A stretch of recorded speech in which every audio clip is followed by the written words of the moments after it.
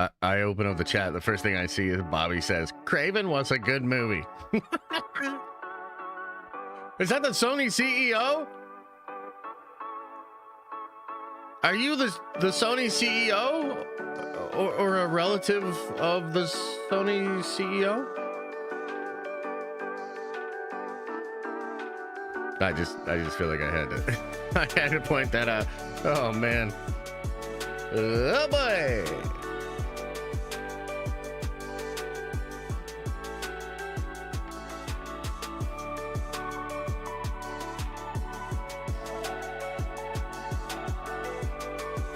All right, Mike, I'll take a little peek at this.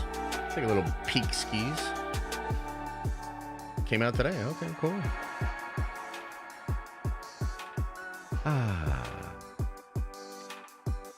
All right, you guys ready to do this? What is up, everybody, and welcome on in. It is Friday, December 27th, post-Christmas.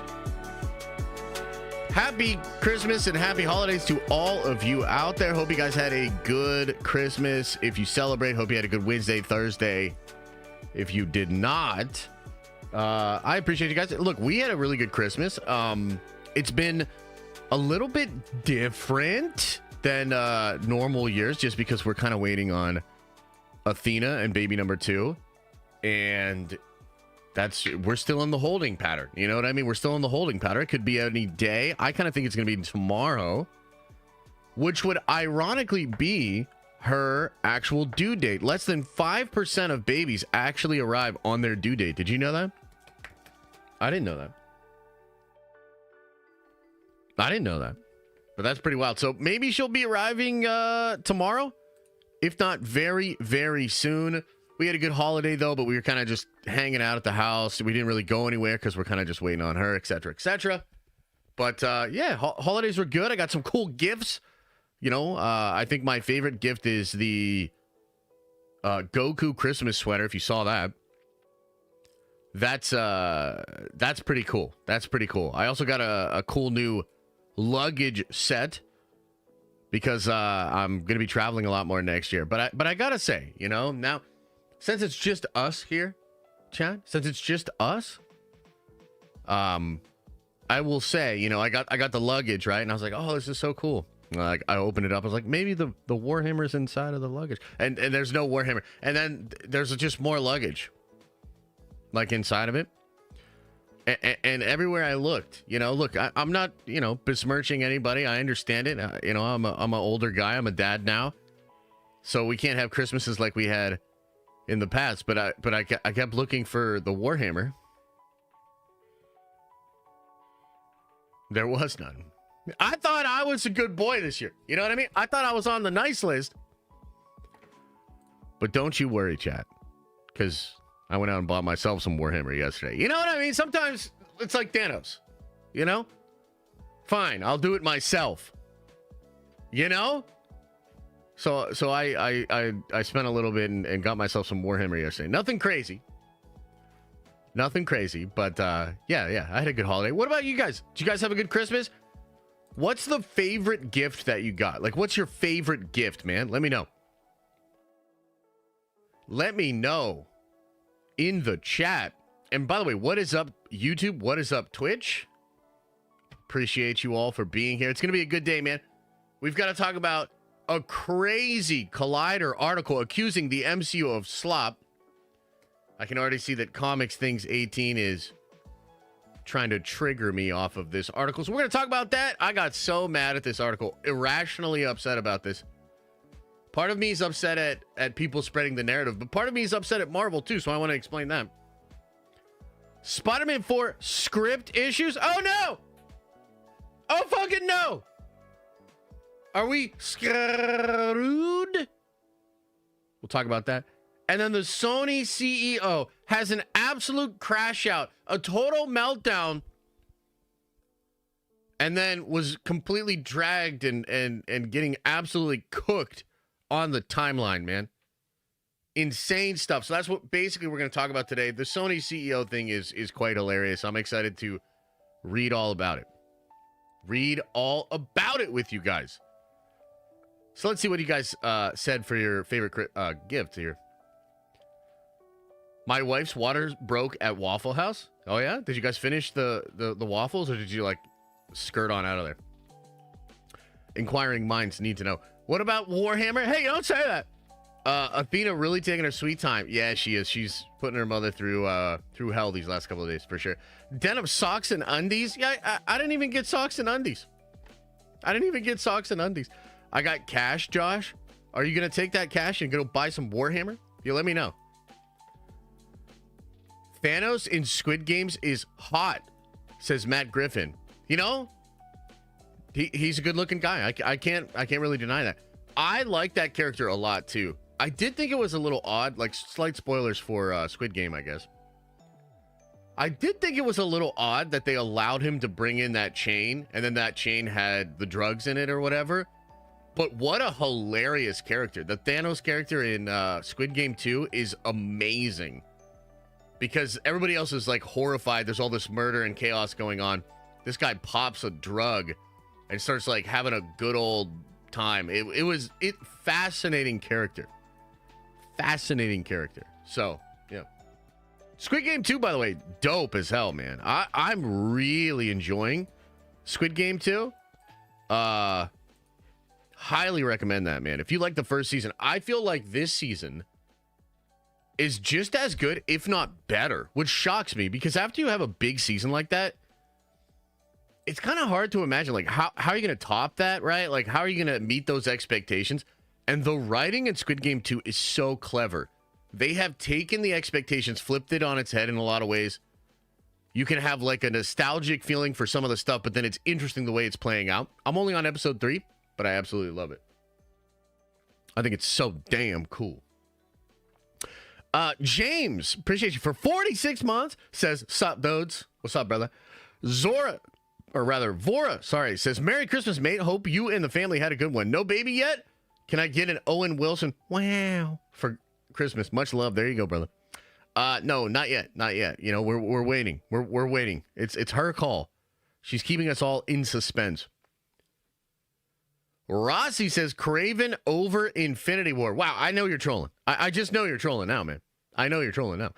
Donald Osborne, welcome back to the Nerd Vengers. You are a Nerd Venger now. Rossi says, did you watch Skeleton Kids? Chat wants your review. Guys, I didn't watch any Skeleton Kids, and I haven't watched any What If, and I gotta be honest with you, I feel fucking incredible. Okay? There was a couple of things plaguing me. You know, some mental issues, a couple of like I was sore here, had a kink in my neck, you know, my back was hurting a little bit. All I did was not watch any more What If Season 3 or Skeleton Kids, and I feel fucking amazing.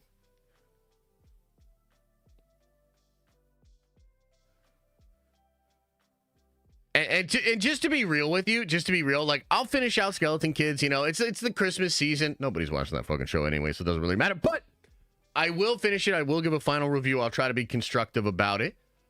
But, you know, with what, in my opinion, with what Squid Game is doing, with what Dragon Ball Daima is doing, with what Bleach is doing, with what Dan to Dan is doing, why would I go watch something that I'm actually not enjoying, and I just feel like it's homework, or I just feel like it's a part of my job? Like, why would I watch that? You know what I mean? If I really want to relax and really enjoy what I'm watching, I'm going to pick something that I know is going to be good.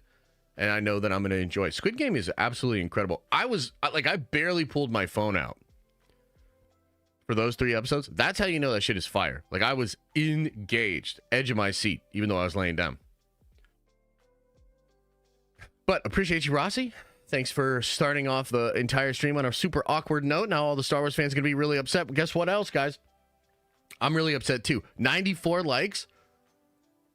Am I chopped liver all of a sudden? I'm coming out here during the holiday week to come out on a Friday and try to keep everybody entertained. And we got 94 likes. Holy, I know we took a couple of days off. I know it's the holidays. I know everybody's lazy. But come on, man. Let's see here. Space Trek Serial TM says, Happy Holidays. I'm getting that Hanukkah 8-day blinking oil and ripping dabs. You buying Army Store inspired me. And the boys are going to start playing 40K. Whoa, hell yeah. Hell yeah. I'm glad that story inspired you, man. Look, that's one of the coolest things I've done for my friend group and just in general. And it was great. And it worked.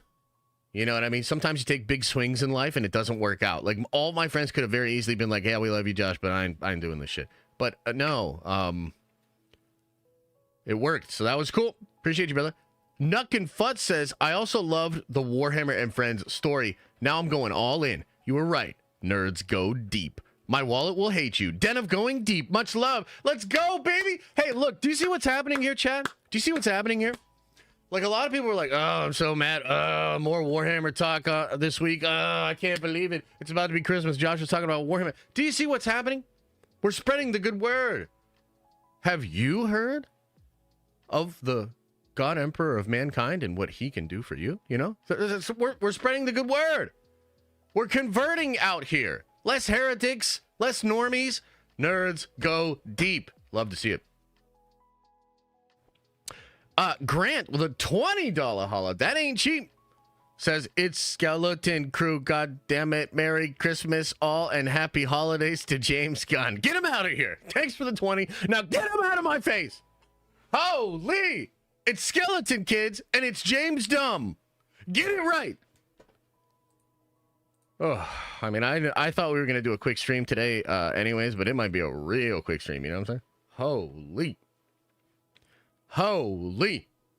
RG says, also got to see the Dune finale and it did stick the landing. It did. I really liked the ending of that series. I also think every one of those episodes should be 120 minutes long. Like the finale at 120 minutes, man, it was paced beautifully. A lot was going on, a lot of layers, ups and downs. Loved it. Some of the other episodes dragged a little bit. Some of them felt like fluff. I think that show in its second season, and I don't know how viable this is or whatever, right? But I think they need to get that thing to 120 minutes per. Because damn.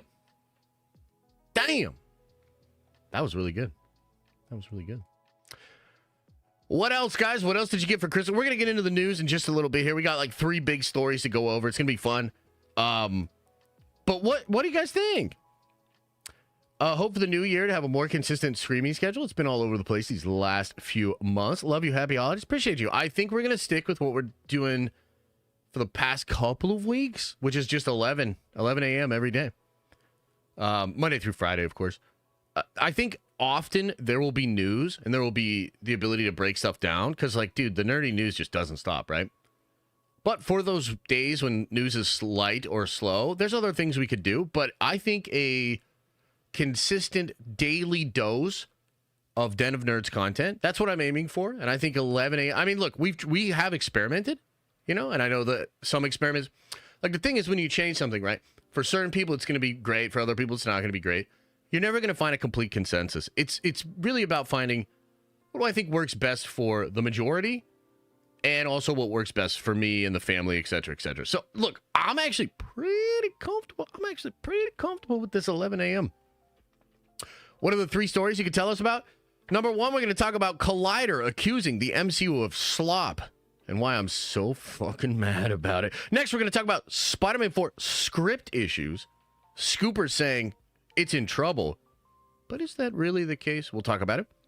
Then, our final story of the day, and it's a juicy one. Sony CEO has public meltdown and crash out. And holy, if you haven't seen the things he said and how people have been reacting to it, it's amazing. It's amazing. So that's going to be really cool. That's going to be fun. Skeleton D's nuts. Okay. All right. Rossi says it's a fucking family show. Yeah, it is. Nerd Vengeance for life. Appreciate you, brother. Hey, by the way, I think Elisa is going to the P.O. box right now to potentially pick up your presents for me. I hope they're not all ranch. Do you still see how much ranch we have in this house? It's disgusting. None of us eat it. Bubba says, I got a note from my great-grandmother who passed this Saturday, 101 years old, written 10 years ago, and to be given when she passed, really special. Wow. That is absolutely incredible, man.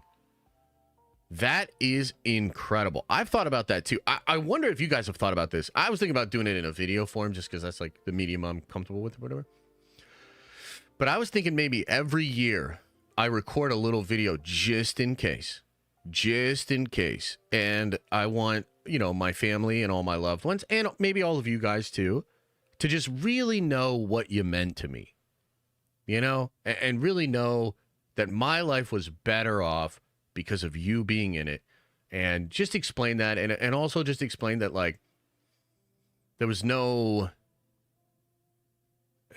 my life was amazing. You know what I mean? Like, I had a dream job, I had a beautiful family, I had all these things that I lived every day, mostly just in a great mood, very grateful. So, yeah, that is awesome, man. I'm sorry that your great grandmother passed. 101 years old. Amazing. Amazing. And I love that she wrote you that letter. That's really something special, man. Good for you. Kaylin, thanks for gifting a membership, brother. Appreciate you. John Johnson with a 10 spot says hashtag diaper fund, hashtag Nerd Ventures for life. Love you all. Hey, I appreciate it, brother. We are super excited to meet this little girl, man. We're super excited for Athena to arrive, but it seems like she's just going to do things her own way on her own time. You know what I mean? So, live and let live, I guess. Yeah. Kendall, for sure. I think that's forward thinking. That's a real forward thinking way to do it. And also, like, just with technology, it's kind of easy. It's not as hard as it was before. Like, you just turn on a camera, turn on a phone or whatever. Just, record your thoughts. So I think that's cool. Josh, why does Commandos and why does it feel so similar? No one's talking about it. Wait, what? Oh, What If and Commandos feel so similar? Nobody's talking about it. I think there's a couple things going on there. I think animation, there's still a barrier, especially in the West, for animation to be considered as adult entertainment. You got a couple things that break through. I think Super Mario Brothers is a great example of that. Although you could argue it's just scaled up family entertainment. I thought the Spider-Verse movies are an example of that. I think a lot of people were hoping that the War for the Rohirrim was going to do that as well. Really interesting stuff. I am still excited to check that out eventually. But yeah, it just didn't connect, for whatever reason. Animation is still a barrier, in the West. It's really not that way in the East, especially in Japan. So if you guys have ever heard of the movie Perfect Blue, like, let me ask you, let's go on just a little side tangent here. Which, by the way, I've talked to Paul about this before, but I really think he needs to watch Perfect Blue and some of that guy's work. I'm blanking on some of the other films that he's done. I've seen a lot of them. But this guy's literally considered like Japan's Hitchcock. And he does anime. I mean, he does animated films, feature length, animations, like an anime. And Christopher Nolan, you should look this up. It's really interesting. In Inception, Christopher Nolan, I don't want to say steals. That's the wrong word for it. That's like a charged word. But he pays homage. He stole it. To several scenes in Perfect Blue. Perfect Blue would not exist the way it does without that guy. Without the guy that directed Perfect Blue. And so I say that just to say that, like, a lot of like cinephiles or people that really understand like elevated genre, they also understand that in Japan, whether it's like Akira or Perfect Blue or even Miyazaki, they do elevated genre through animation. That's just, they do it, and it's more acceptable over there. It's more culturally rewarded and celebrated. So I think that's part of it. I also think that when it comes to What If specifically, I mean, look, I'll be interested to see, does it chart again? As Aaliyah always brings this up to me. What If season 2 technically charted? Paprika! That's the movie. Sorry, not Perfect Blue. Dude, Paprika is brilliant. Paprika is so good. Both of those movies are really good, actually. But Paprika is like, it might be one of the best films I've ever seen.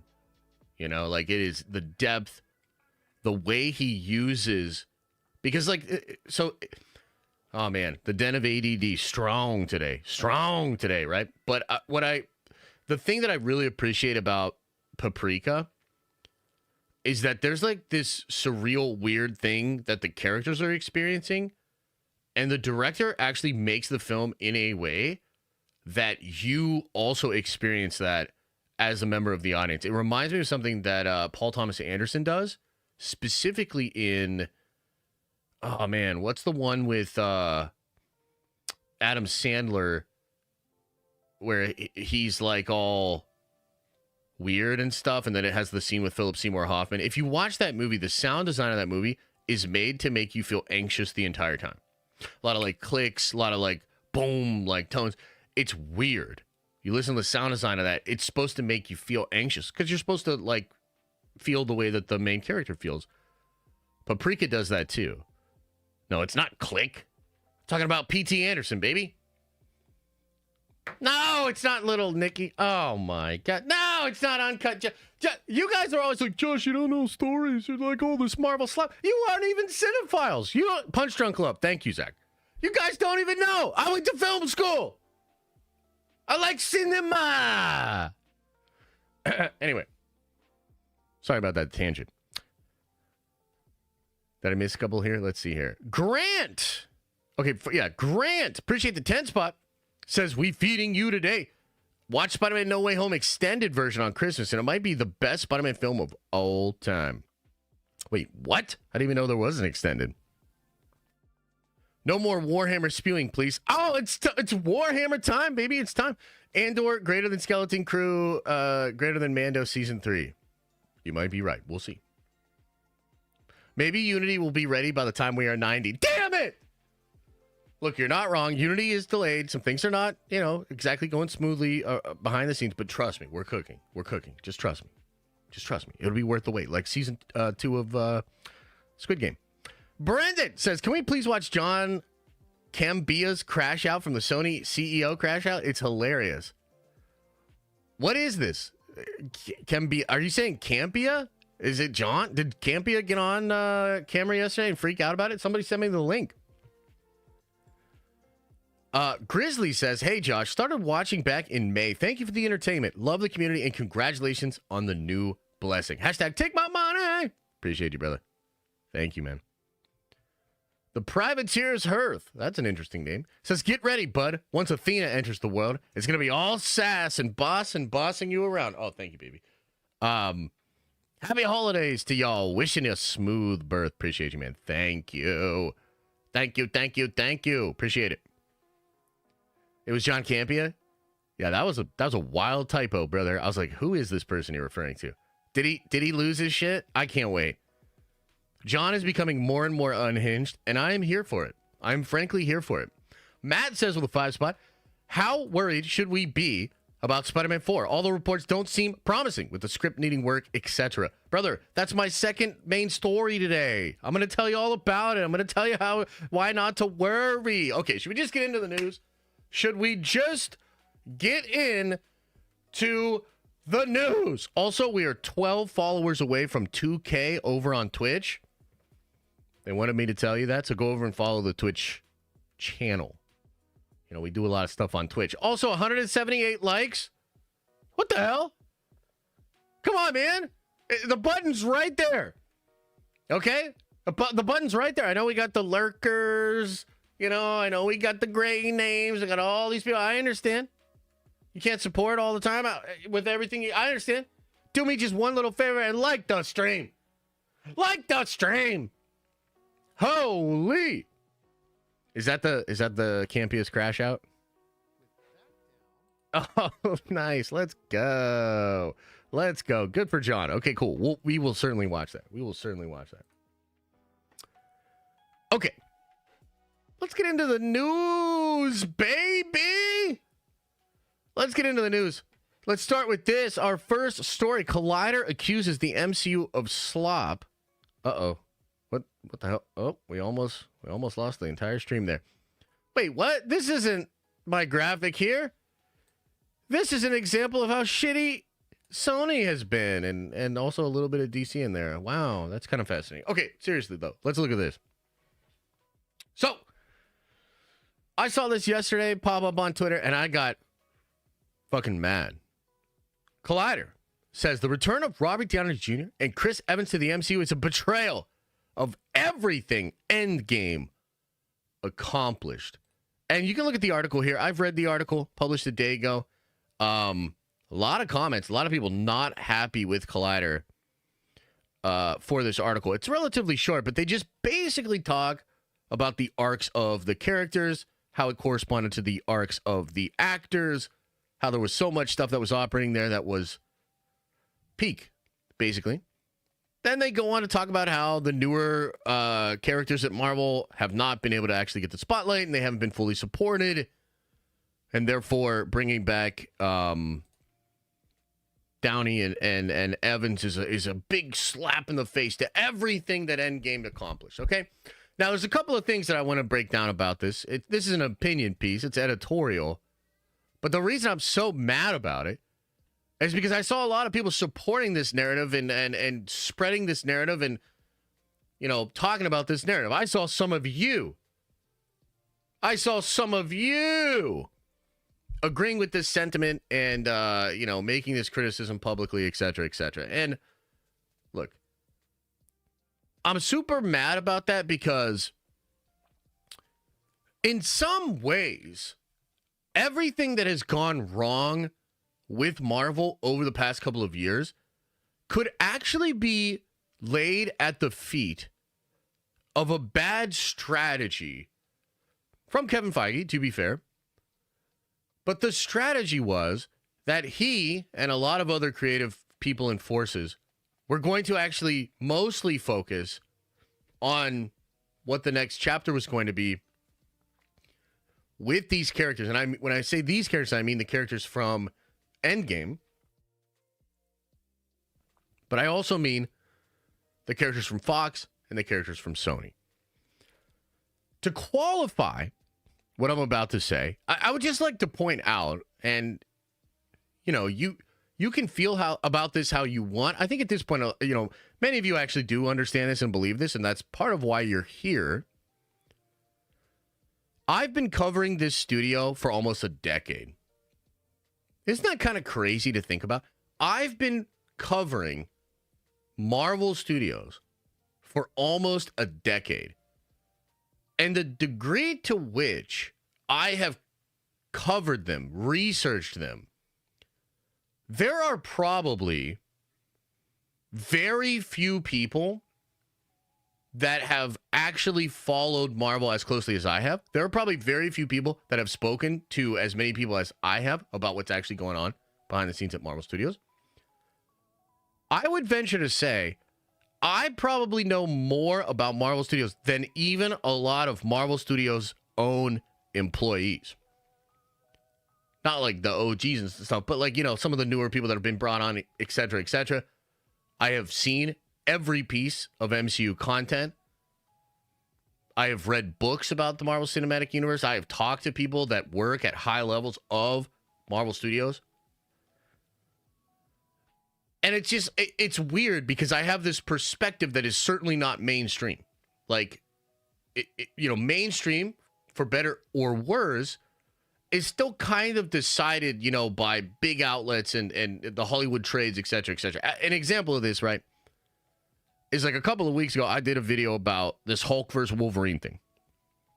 Okay, and again, like, it's an informed perspective. I talk to people about it. I can read the tea leaves, and I'm like, Hulk versus Wolverine.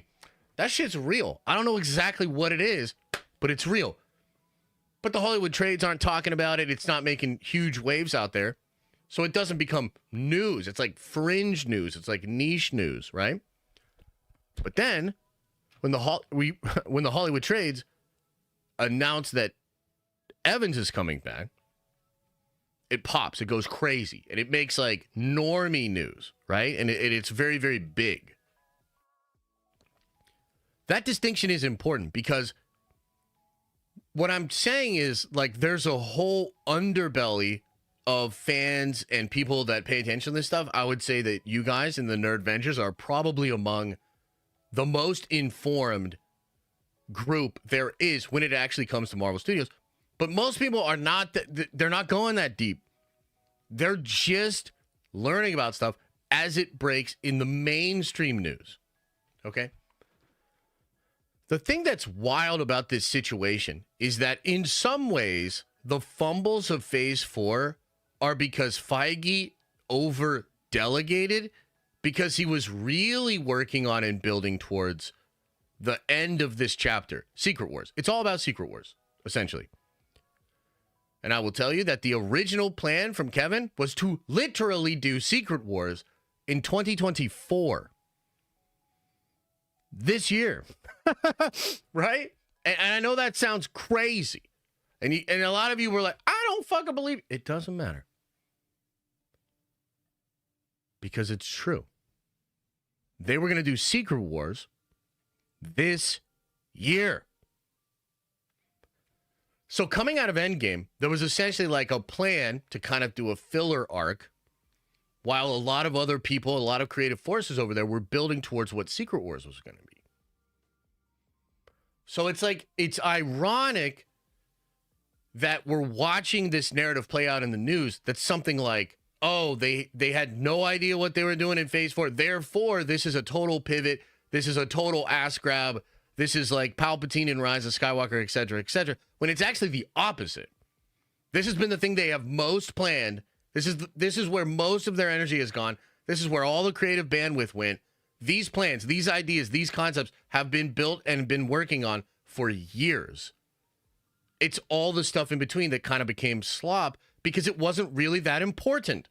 And of course, that's not a great strategy. And of course, it led to this situation. But it's not the truth to say that the last couple of years have now led Marvel Studios to a place where it's a total pivot and everything's in chaos, et cetera, et cetera. No, actually, that's the opposite. The stuff we're about to see is actually the stuff they've been planning for years. It's the reason why some of this other crap was crap. So that's kind of number one. And it's so frustrating to me because the narrative that gets pushed is that normie narrative. It's the main, it's the mainstream. It's the mainstream narrative. And it just sucks that Collider, who's, relatively big in the scene still, kind of like almost at the level of The Wrap, which is like, it's a Hollywood trade, but it's kind of like on the outskirts. It's not like a big established like Variety, The Hollywood Reporter, etc. Collider is using their platform to spread a narrative that I would have to believe, if there are any actual journalists over there, they know is not true. It is dishonest to try to get people to think that just out of fucking nowhere in Doomsday, all the OG Avengers are going to come up. And like, look, if that's really what you think is going to happen, like I try to put myself in the mindset of people that actually believe that. If you think that like in Avengers Doomsday, all the Avengers are going to be like, well, I don't think we're going to be able to get this done. If only we could get the OG Avengers back. And then the theme starts playing and they all walk out of a portal. Yeah, that does sound like slop. Like that sounds stupid as fuck. That would be so derivative, terrible. And it sounds like something from The Boys, like one of their parody bits. Like, yeah, of course. If that's really what you think it's going to be, then of course that's stupid, sloppy, terrible. Right? But anybody that's been actually paying attention, reporting on this in any serious way knows that that's not what is happening. They are taking careful consideration. They've been building this thing for years. They have really interesting ways to bring these characters back, and it does come from a story place. It's not all just hype. You have to understand this. And again, I have to qualify this for people. Again, I've been covering this studio basically for a job for almost a decade. And also, I have been very critical of this studio. I'm not one of these guys that, like, no offense to like Matt Ramos or whatever, but like, Soups is basically a corporate safe place. That's not me. You guys know that. I've been super critical of all of these studios, and particularly when it comes to Marvel Studios, I've been on the front fucking lines. Dude, I was so critical of Phase 4 from early. I'm talking the finale of WandaVision. I'm talking Falcon and the Winter Soldier, right? I was so ahead of the curve of criticizing Phase 4 that I actually lost members of my own community because people were not ready to admit So, like, brother, you will not find somebody more honest, more critical than me. I'm not sitting here as a Marvel fanboy huffing copium trying to sell you on the fact that slop will be okay. That is literally not what is happening. I'm telling you that due to everything I have heard and all the understanding that I have of the interworking of this studio, this shit is about to be peak.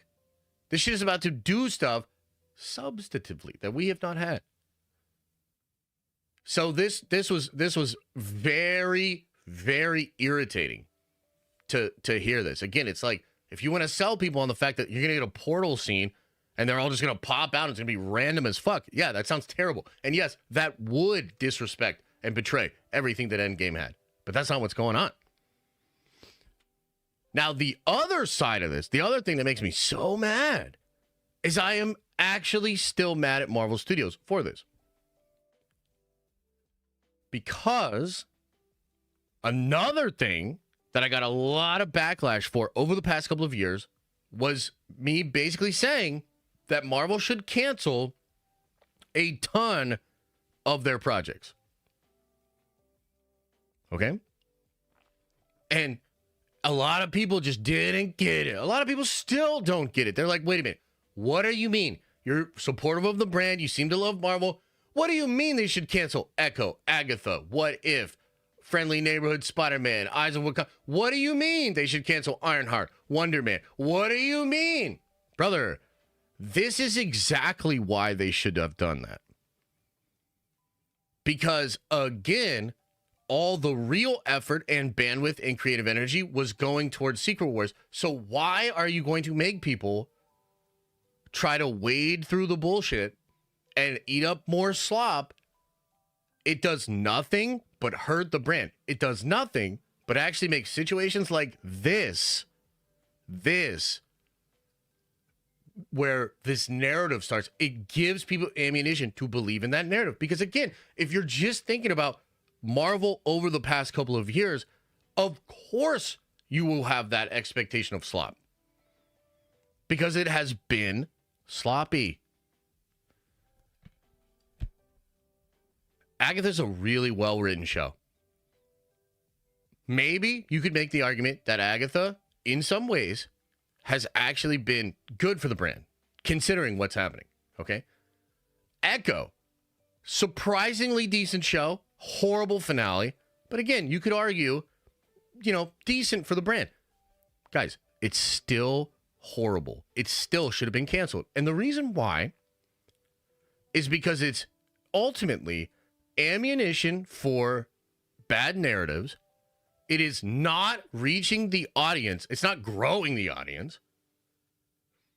And the energy, bandwidth, and money that was spent on trying to make these turds a little bit more polished would have been better spent going towards great projects that had mass appeal, that would have actually pushed the messaging of the brand and quality and fun, all of that stuff forward. This is business, man. So, I'm basically, I'm super mad at the people like Collider that are pushing this narrative forward. I'm super mad at the people who don't actually look deeply into this stuff and just believe. But I'm also super mad that Marvel has allowed themselves to get into this precarious situation. And, man, I'm like not that pumped about 2025, especially on Disney Plus. This stuff should be canceled. It's better to be missed and put out some super fucking crazy quality than to just be like, well, I guess the shit's ready. We can't delay it anymore. Let's get it out.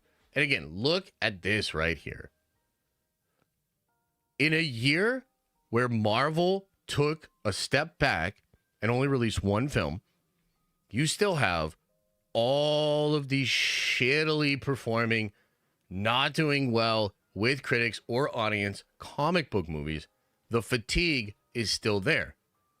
And now we're supposed to watch 9 MCU projects in 2025. I'm just telling you, that's not a good formula. So you could look at it as me digging my heels in. You could look at it as me doubling down. But God damn it, Marvel, you should not be releasing this stuff. This stuff should be canned.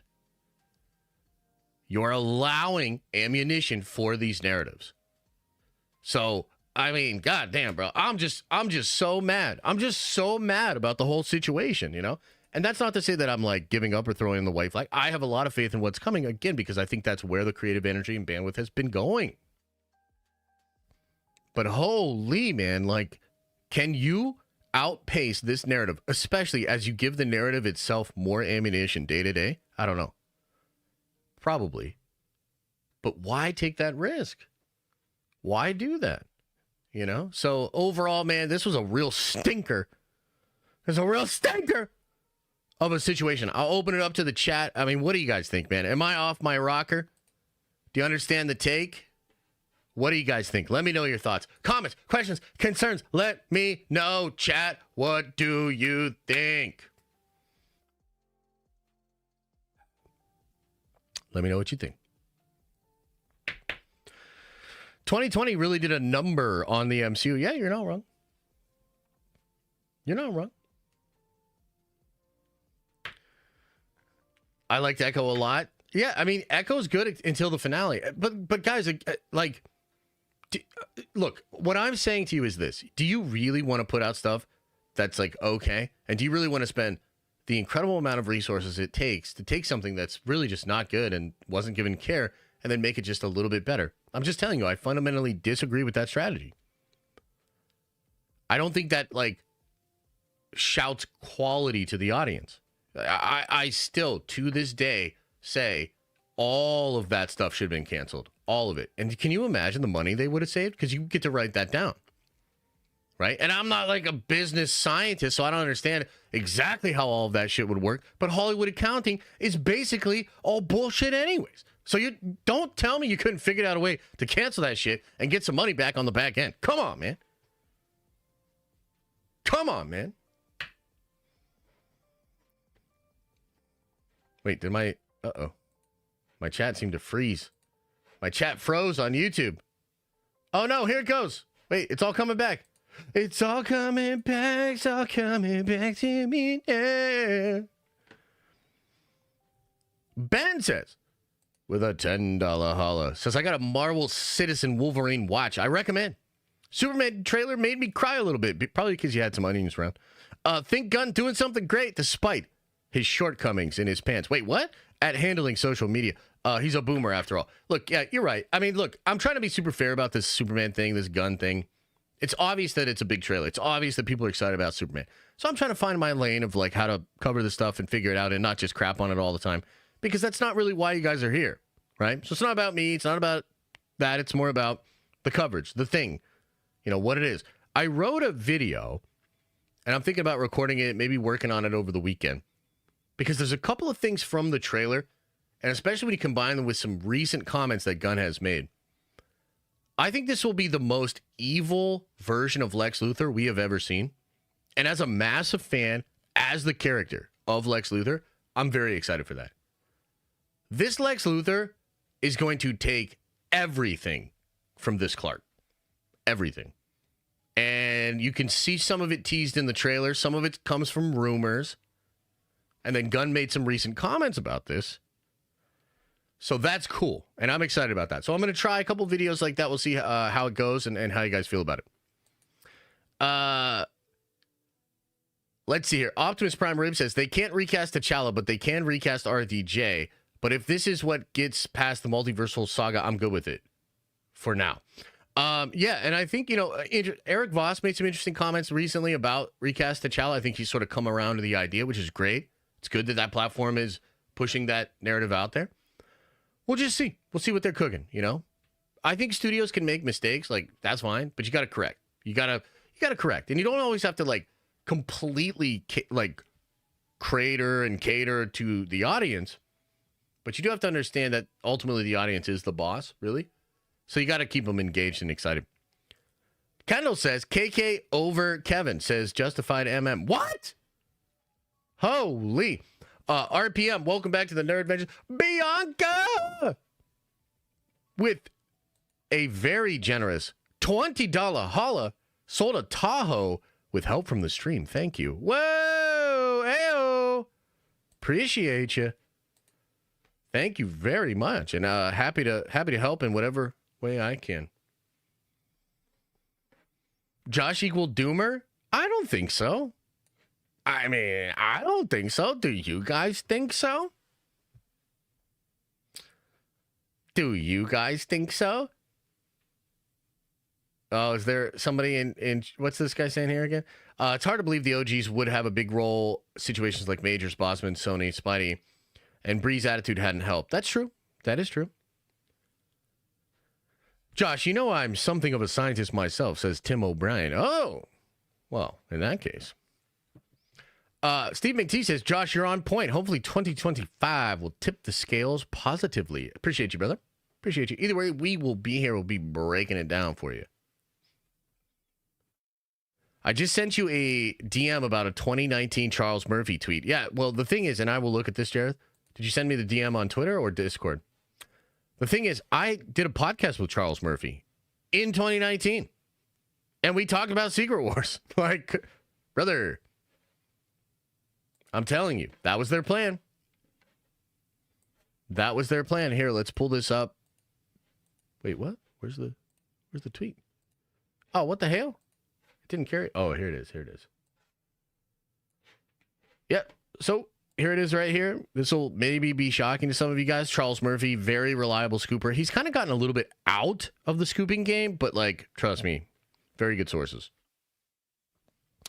Charles says here, always subject to change, and we still don't know. The future of the MCU gets really great when you imagine it'll be Disney Plus series in between each of these releases. So you see Black Panther 2 was originally going to be in 2022. Ant-Man 3 in 2022. And then the secret down here, I asked him specifically about this on the podcast, and he didn't confirm, but yeah, he's talking about Secret Wars, man. So this would have been in 2024. Secret Wars. That's what the secret is. He teased this out a lot more as well. But yeah, that was the original plan. So in some ways, you know, things just kind of got pushed back with that, but they still were working on that plan. And a lot of this other stuff was just, you know, filler and stuff that happened in between. I mean, again, like I'm just, you know, trust me. When you do it for a job, when you actually do this for a job, you're pretty plugged in, you know, and you do have an understanding of like how this stuff operates. Did Josh see Mufasa had made a comeback in the box office? Disney got a Christmas gift, it seems. No, I haven't really checked that out. Not really sure about that. I am excited to see Sonic 3, though. I want to check it out when it gets to streaming. Fearsome Halo 6 over on Twitch says, by the way, Josh, I watched Warhammer Lore by Bricky. I am intrigued. Hell yeah, brother. Everybody will soon know the truth and the glory of the God Emperor of mankind. You missed my $2 super chat with all caps from Rossi. Well, maybe if it was a 5 or a 10, I'd go back and read it. But $2? No. Sorry, bud. Yo, Josh, did you see Rob's Ultimate Engine Wakanda? Yeah. I saw that. I'm excited to see what Rob is cooking there, man. I am excited to see what Rob is cooking. I think he's got some cool stuff. Okay, shall we then go on? Let's move on to the next topic. I'll read your little $2 super chat later, Rossi. Just relax. First, let's talk about Spider-Man 4. Let's talk about Spider-Man's 4. Okay, so there's been a lot of crazy rumors with regards to Spider-Man 4. Just did a big video the other day, doing pretty well, talking about making sense of a lot of these rumors. I recommend checking that video out. Now, question is here, is it all moot? Is it all in chaos? Did everything we talk about get taken out of the script? What the hell's going on with Spider-Man 4? So, we're over on the Marvel Studios spoilers subreddit here. It says Daniel RPK, Spider-Man 4 script is facing problems. The writing team is trying to fix the plot and improve the story. What? Following My Time to Shine Hello's tweet, which was behind a paywall, hilarious, Daniel RPK in his latest Patreon earlier today says the Spider-Man 4 script is facing problems. The writing team is trying to fix the plot and improve the story. Following the success of No Way Home, Kevin Feige and Sony felt pressured and want to deliver something better. Now, I want to explain more of what I think is going on here. But first, I want to look at this here. It says, this guy says, they are just repeating what Apocalypse Horseman over in the DCU leaks, he's a mod, said a few weeks ago. So this is from a couple of weeks ago here. My thoughts on Spider-Man 4. Don't believe anything unless it comes from the trades for now. Scoopers are reporting on a new villain each week. There was someone who conveniently put out an article about Null right as the Venom trailer came out, and everyone jumped on it. Now a GIF gets posted and everyone jumps on it like they knew the starting speculation on colors. Only thing I ever said about the movie was that it's being rewritten, and that's still the case. So unless people putting this news out are a fly on the wall for the rewrites, then don't believe them until the movie is far along enough that it starts casting. So until that happens, nothing is concrete.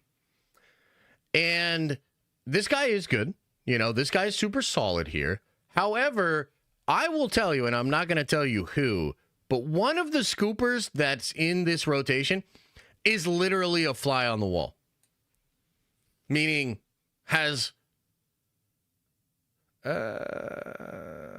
really good sources, let's just say. You know what I mean? Has really good sources.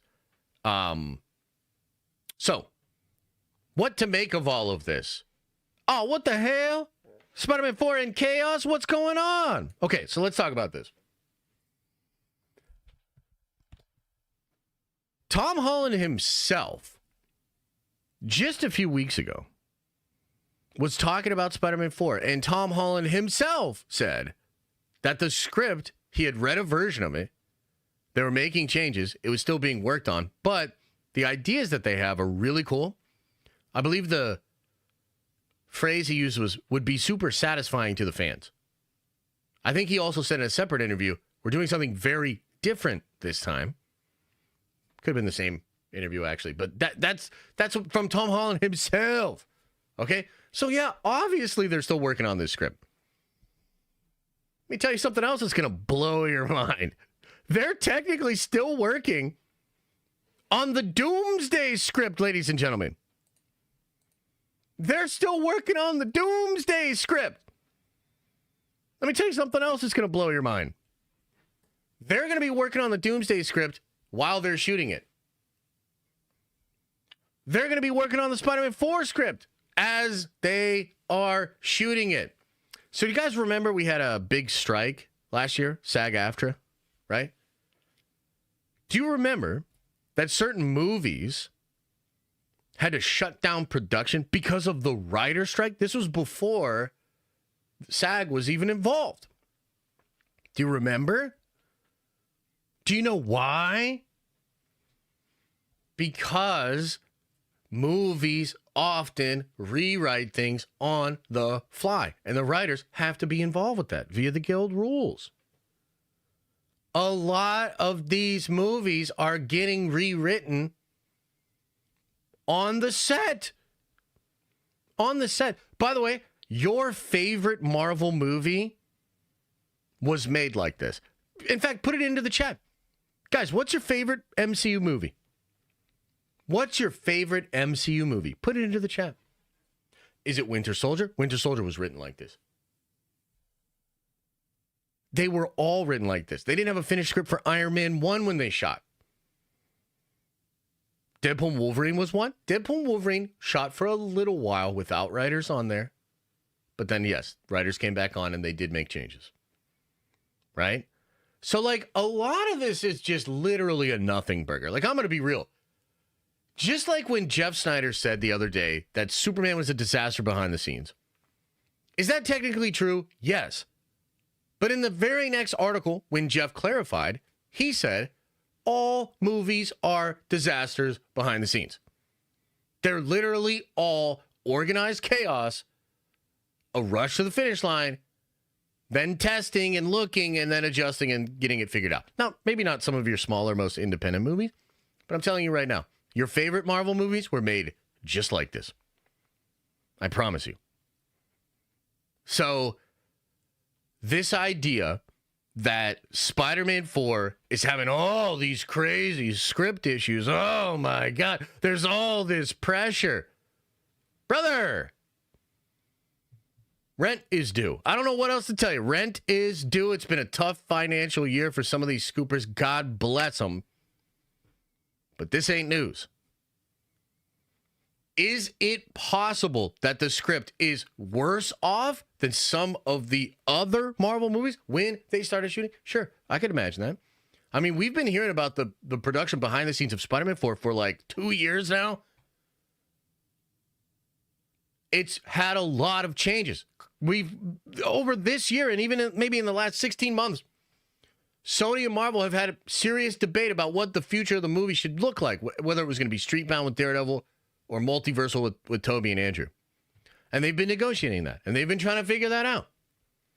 Do you really think that after all of this work and having a script idea and having something that Tom Holland liked, but Kevin Feige thought needed work, do you think they're going to scrap the whole thing? Do you think that now all of a sudden Spider-Man 4 might actually be about him fighting Scorpion in New York City? It's completely detached from Doomsday now. Nobody else shows up, and maybe Peter Parker has an eye patch or some shit. Like, no, man. Like, use your brain. It's not being completely reworked. It's being adjusted. The movie has a direct connection with Avengers Doomsday. And as Doomsday is being tweaked and rewritten, and they're loading that thing up, Spider-Man 4 has to change. It has to change. It's so connected to that film that it has to adjust based on what happens in that movie. Right? So, like, this whole idea that Spider-Man 4 is a disaster and everything's going... Brother, Tom Holland himself told us they were reworking the script. Come on, man. Is it possible the movie gets delayed? Yes. Is it possible the movie gets delayed past Secret Wars? No. No.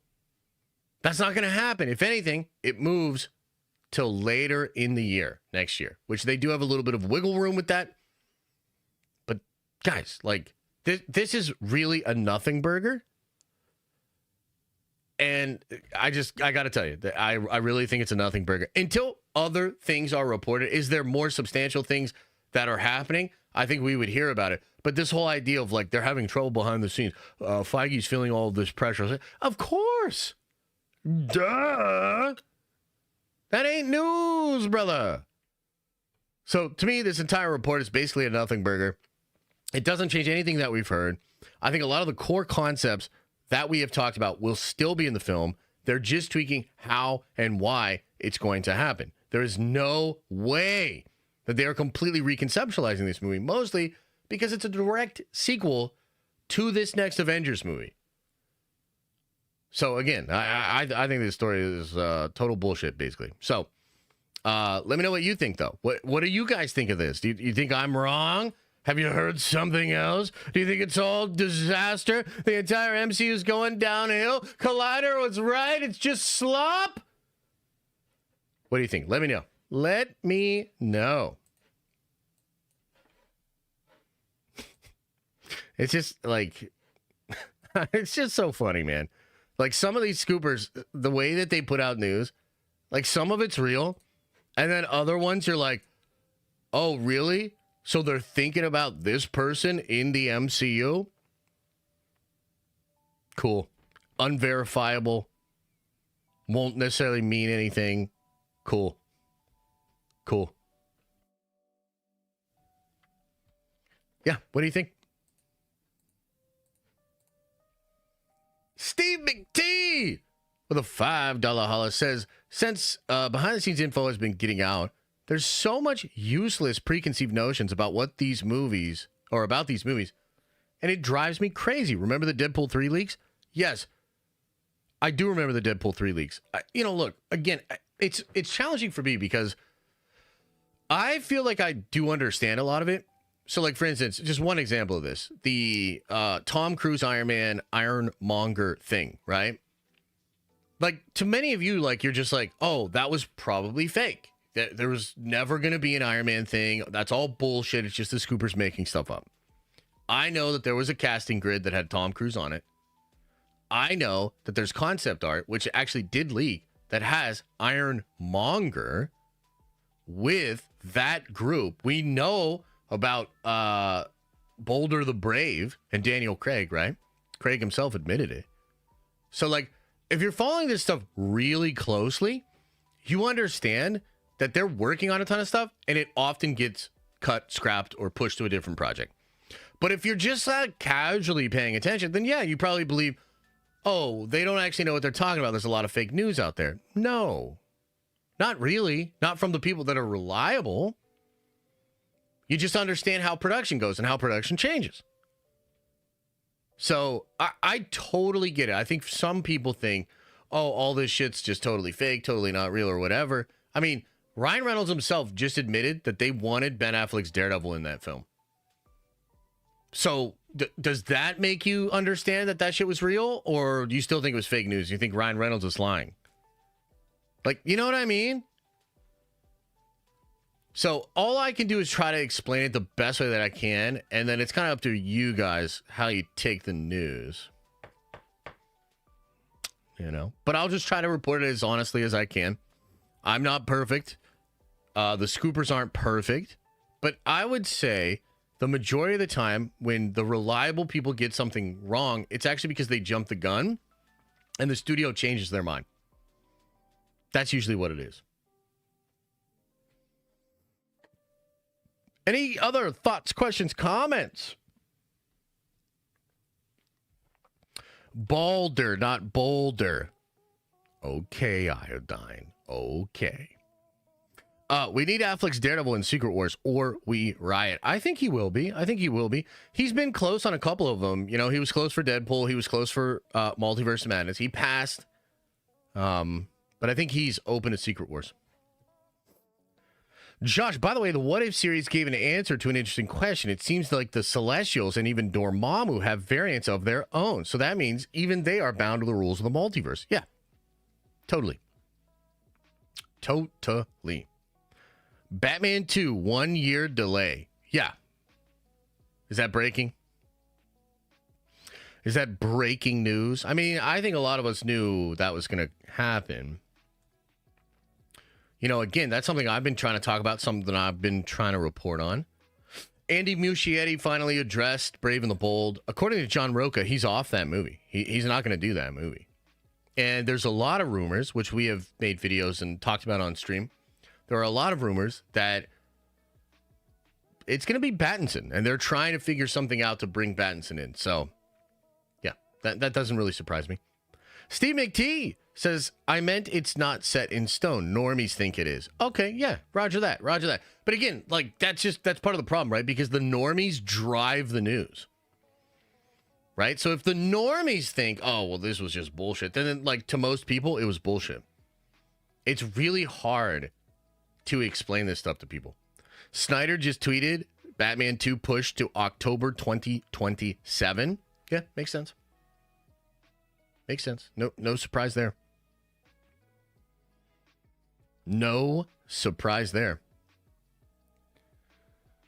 All right, should we move on to the last topic of today? Might be a shorter stream, guys, because it's the holiday season. You know what I mean? I want to go eat some Christmas cookies. I got a hair appointment. Got a lot going on. Galliot, the production, says, you gonna cry? Billy McGuire. Hey, you don't say that. You don't say that. Pattinson looks like a twink toe Batman. I mean, he does kind of. I wonder if Gunn can get him to lift some weights. James, if you get Pattinson to actually lift some weights, I'm all in. I'm all in on the Gunn train, baby. Get him over there with Frank Grillo and get him under a barbell. Diamond Lounge later tonight? Yeah, we're going to do a Diamond Lounge tonight at 7:30. I'm really excited for it. That's why James Gunn said he wasn't worried about Clayface coming out a month next to Batman 2. Yeah, for sure. I think that's probably what it is. Yeah. Spider-Man 4 has to be Battle World movie. Can't be post Secret Wars. Yeah, I mean, it depends on what you consider a Battle World movie. If by Battle World you just mean it is existing in the universe that Doom creates at the end of Doomsday, totally. Don't forget my gifts if Elisa got them, 100%. I think so, brother. We'll do that later on the stream, man. I think I got them here. Yeah, this one says from Rossi. What's this one say? Rock'em, sock'em. And it literally says the Den of Ranch. And somehow they let this get through. Holy. Kung Fu Panda 5 in the works. W.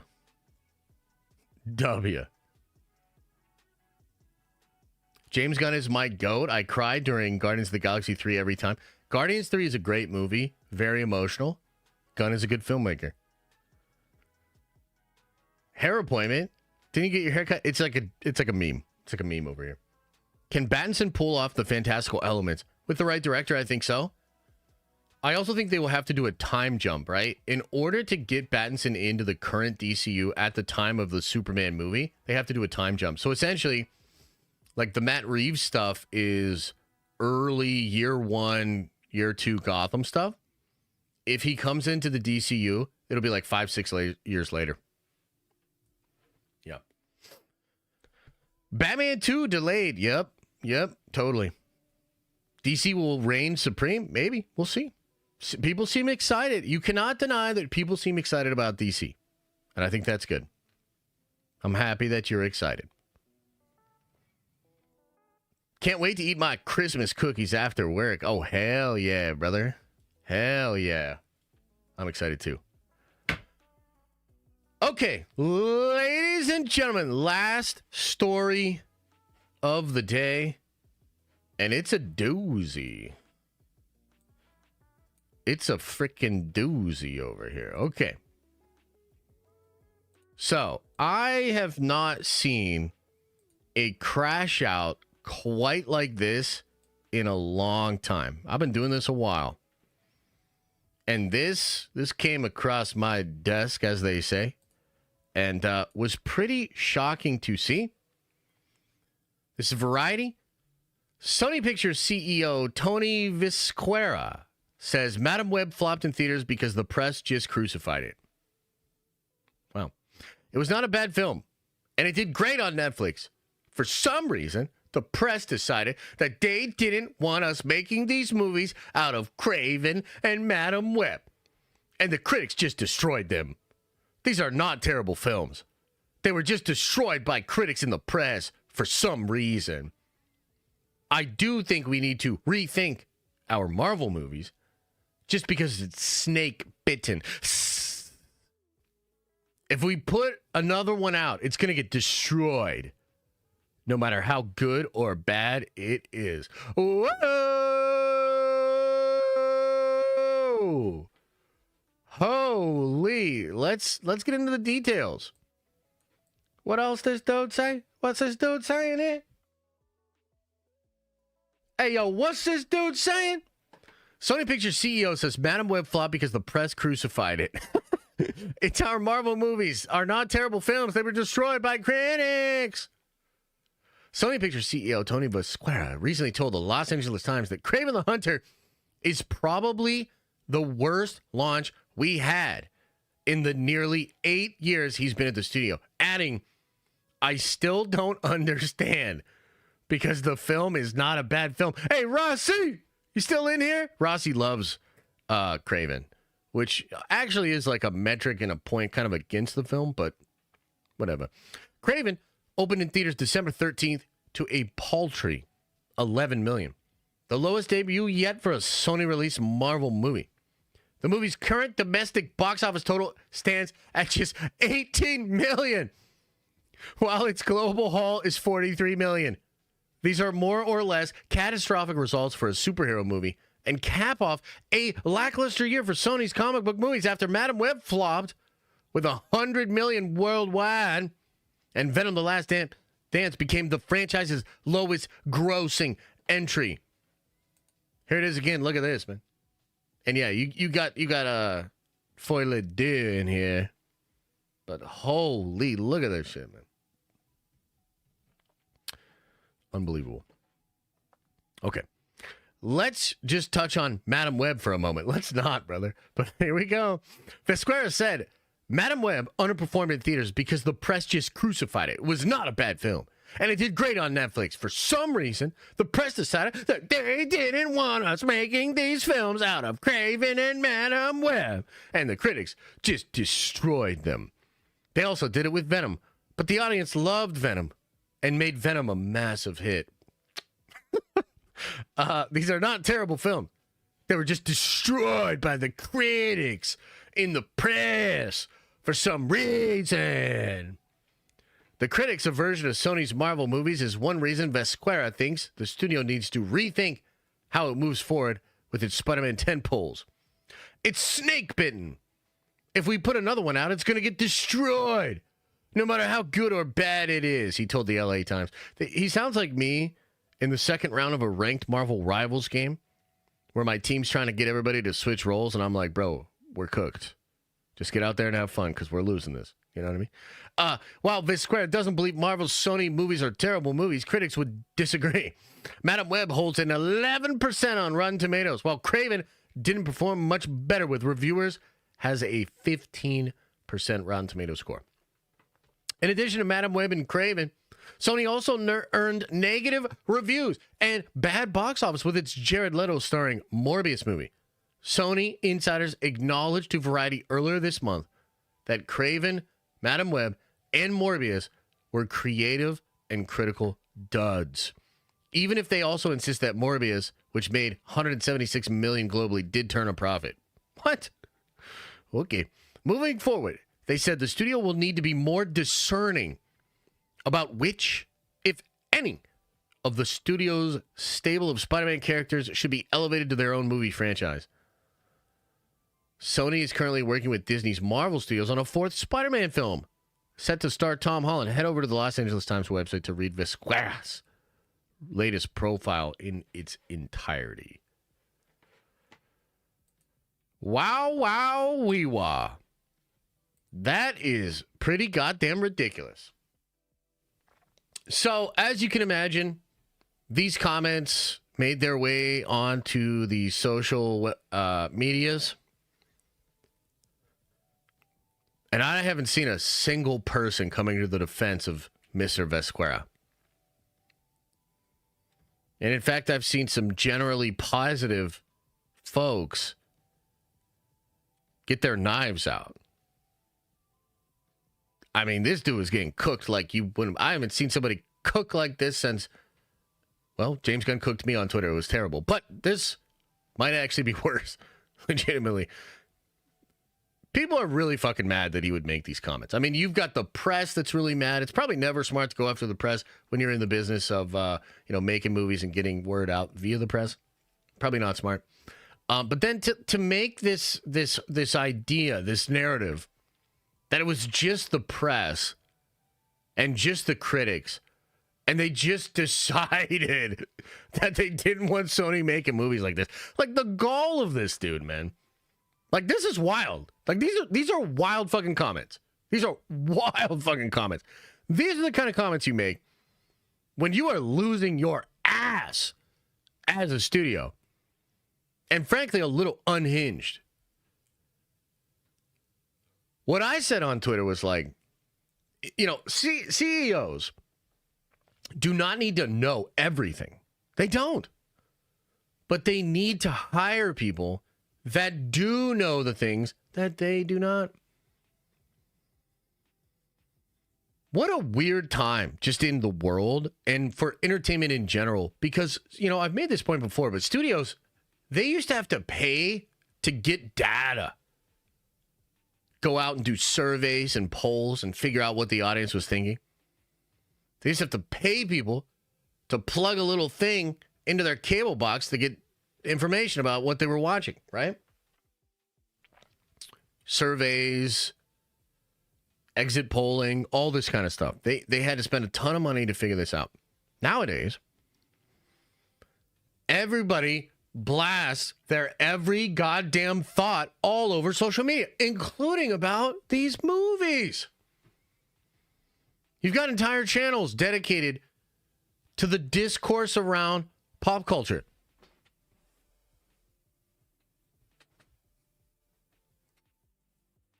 The information is free and readily available. It's a pretty big problem that every single comic book movie fan on the planet can tell you why these movies are failing. And yet nobody in the room, none of the suits, none of the people that are being paid objectively way more than most of us, they don't know what the issue is. And not only do they not know what the issue is, but then they're going to try to gaslight. Holy, I mean, this is all-time bad crash out. I mean, you can look online. I'm sure many of you have. You've seen how badly these comments are being reacted to. I mean, brother, it was already bad enough. Y'all looked super foolish and silly, and now you're coming out there blaming the press, saying the shit did good on Netflix and et cetera, et cetera. Wow. So the only silver lining here is these comments about rethinking things. The comments about trying to be more selective. I mean, I would select maybe out of those 3,000 or whatever, I think it's 900 characters. I believe Sony has access to 900 Marvel characters via the Spider-Man licensing deal that they struck with Marvel Entertainment in the 90s. Out of those 900 characters, I would probably select a few that were like Spider-Man or other versions of Spider-Man or like Spider-Man adjacent. And I probably wouldn't try to take the rogues gallery of the main character and develop them without the main character. Like, come on, man. Like what? Really? Like, dude, that's hard? That you don't understand that? So I don't know, man. You know, we've had a lot of discussions recently about like what does the future of Sony look like. There was a report from Alex Perez recently that said they're going to be back to their old shenanigans. You know, that they're going to do things differently, but don't put too much hope essentially into Sony like learning. Sony's going to Sony. They might try to Sony in a better way, but they're still going to Sony. And I think some of the rumors that came out from My Time to Shine and then were corroborated by Alex Perez about Sony wanting to sell the license back or figure out some kind of a new deal to have Marvel Studios more involved in the creative overseeing of that license. I think those begin to make a little bit more sense. Again, this crash out is so epic. It indicates just how bad things are. You know, for this dude to literally come out and say, Kraven's launch was probably the worst in my entire 8-year tenure at this company. What a wild thing to not only have happened, but to admit in the press. Wow. They're cooked. It's over. But hopefully they can build something better out of the ashes. But yeah, this is like it. We will always remember this. In a year from now, we're going to be like, yo, remember when that Sony CEO tried to gaslight us all? Like, this is not going to go away. This will forever be attached to Sony, their Spider-Man universe. It's like a cherry on the top of the absolute disaster and trash fire that has been the Sony Marvel universe of Marvel characters or whatever the hell they're calling it. Wow. Wow. Any thoughts, comments, questions, concerns about this absurd situation with Sony? What do you guys think? What do you think? Oh, yeah, this is major Sony lore now. Yeah, I mean, it's kind of wild, right? Remember when they got memed into making Morbius bomb twice? Fascinating. And now this. Wow, what a saga. This is like the Odyssey itself. Sony can't bring it home. They've been lost for 10 years. They can't bring that shit home. This is the Odyssey. Everybody's like, oh, the Odyssey. This is the Odyssey. Holy.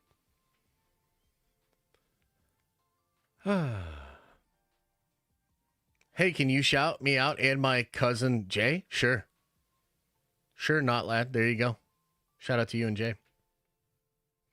Yeah, gaslighting at its finest. This is why Spider-Man film rights should go back to Marvel. Honestly, they should have a clause in the contract where if somebody says something as unhinged as this, it's considered like some kind of contract breaking thing, and it just reverts. You know what I mean? Like, there should be some kind of clause like that.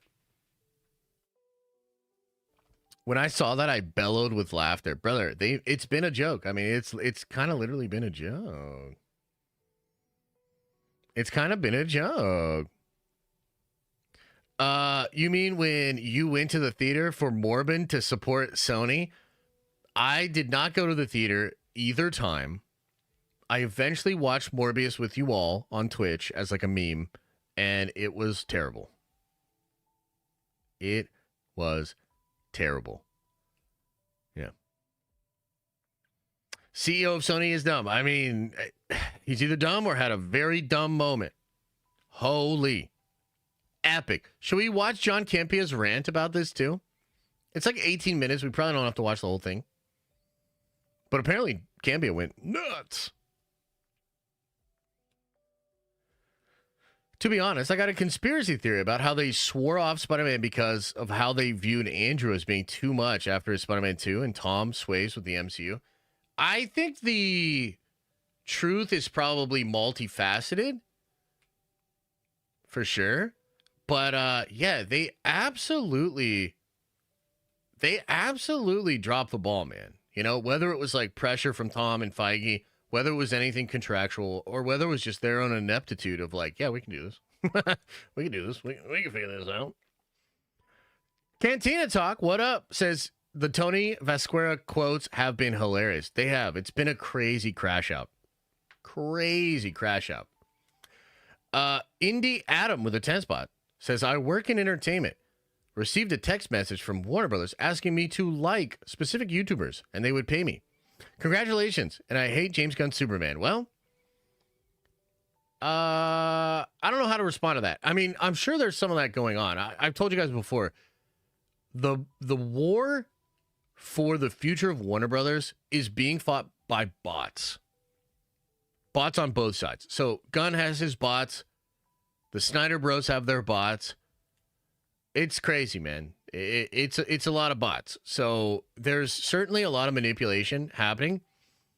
And I also know that, I mean, just look at the Warner Brothers marketing. I mean, they are handpicking and selecting the most low risk influencers to be the messengers of their film. That is a Star Wars strategy. And it's ironic because Gunn did say they're going to take the Star Wars strategy when it comes to canon. It appears they're taking the Star Wars strategy when it comes to publicity and PR. However, I can't completely condemn it just considering where DC is at as a brand. And also, that doesn't mean that people aren't excited about Superman.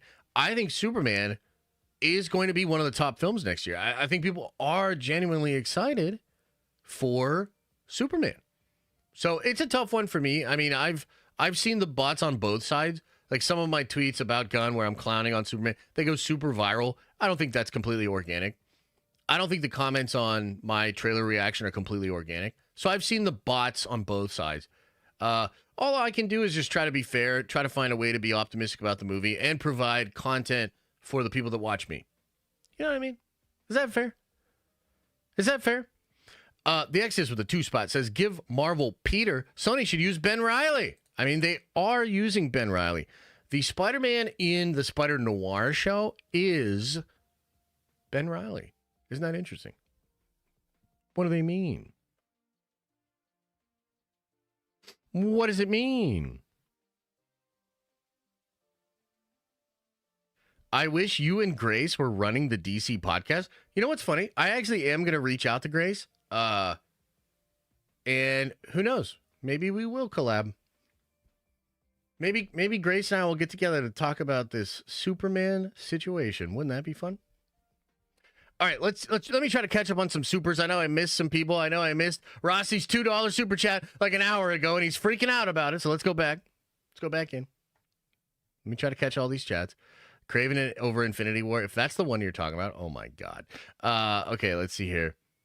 DCU over MCU says Justified FM. Okay, that's probably the one you were talking about. The Citizen Watch with Wolverine looks pretty cool. Bianca showing love. Orange Grove 55, welcome to the Nerd Vengers, baby. You are a Nerd Venger now. I meant it's okay, yeah. You're gonna cry. Yeah, I got your gifts, brother. Can Battinson pull off the fantasy element? We went over that. Easy money for Josh. No way Soups beat F4 when Marvel starts leaking Doom rumors a couple of months before release. Diamond Lounge tonight. Let's go. Nerd Vengers for life. Yeah, I mean, I tend to agree. I'm feeling confident in the bet. But I also got to say, if Superman makes more money than Fantastic Four, I'm going to crash the fuck out. I'm going to pay Brandon his money, and I'm going to be so mad. I'm going to be so mad, dude. We might have to bring a therapist onto the stream just to talk me down, because, like, holy. Just felt like riding. Says, got Secret Wars physical copy from Barnes & Noble. Reading it in person is so awesome. Brother, I am glad that you have that. I'm excited for you. That's good shit, brother. Cantina Talk says, there is no reason why James Gunn's Superman shouldn't make $1 billion at the box office. If it doesn't, something is seriously wrong. Yeah, I agree. But there is something seriously wrong. And it's been DC over the past 5 to 10 years.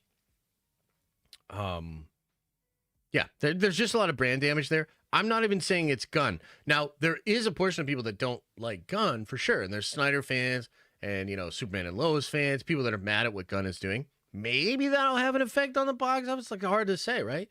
Guardians movie did really well. A lot of his DC stuff has not done well. So it's like hard to say what's going on. A lot of different factors. But I think the brand damage to DC is far greater and more relevant to most people than like any of the James Gunn drama. Like, I bet most people don't even know about Gunn's jokes, just being real. Like, you ask a grandma or uncle, mom or whatever, they don't know about his jokes. You know what I mean? So, like, I think the damage to DC is going to impact that film potentially way more than any damage to Gunn, right? So we'll see. Most people, by the way, most normie fans, they don't even know who the directors of these movies are. And in fact, if you tell them the director of the movie, most people look at you like you're a nerd. If you know directors and writers of movies and shit, you're technically a film nerd. Most people don't give a shit about that. They literally don't. So it's, you know, it's important to keep these things in context. Cantina Talks, thank you for 3 months. Appreciate you. Okay, what else is going on here? What else is going on out there in the world, guys? What's up with all this stuff? How you guys feeling? Any other questions, comments, concerns, anything else going on? I'm going to open up Rossi's gifts in a second here, and then I'm going to get on out of here. I will see you guys tonight, though. If you're a Diamond Lounge member, come on by tonight. It's going to be on Discord again, but it's going to be a good one, man. It's going to be a good one. Just felt like riding. Welcome back to the Nerd Vengers, baby. Appreciate you. I ain't no nerd. I just read the opening credits. That makes you a nerd. Most people don't even go that deep. They don't care. The Batman 2 delayed a year. Yeah, we talked about it. I mean, I don't know what else you want me to say about it. What else did you want me to say about the Batman 2 thing? I mean, it's not that surprising, guys. You know? Watch the Campea video. All right, let's watch some of this Campea video. Let's get a taste. Let's get a taste. See what this guy's saying about it. Breaking news kind of thing here. We didn't have this one planned, guys. This one's not. Oh, that's always good. So these guys don't even know what we're going to talk about.